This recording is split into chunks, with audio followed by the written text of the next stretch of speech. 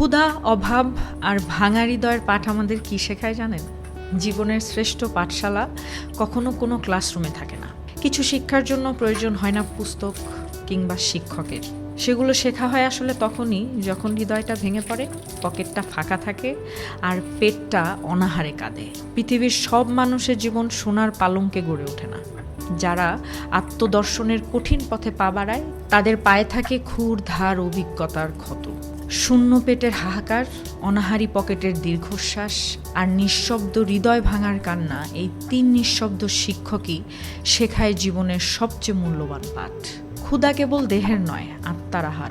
একটা ক্ষুধার্ত পেট কেবল খাবার চায় না, তা চায় পরিচয়, চায় স্বীকৃতি, চায় উপলব্ধির আলো।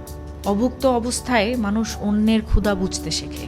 তখন সে বুঝে ফেলে পেট ভর্তি থাকাই পূর্ণতা নয়। ক্ষুধা অনেক সময় অন্তরাত্মার জাগরণ, যা ঘুমন্ত স্বপ্নকে ডাক দিয়ে জাগিয়ে তোলে। শূন্য পকেট সম্ভাবনার সূচনা। যখন পকেট ফাঁকা থাকে তখনই মানুষ নিজের আসল মুখোমুখি হয়।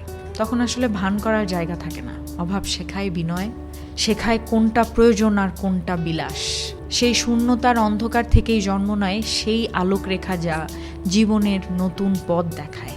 আর ভাঙা হৃদয়ে সে এক নির্মম শিক্ষক। ভালোবাসা যখন ভেঙে যায়,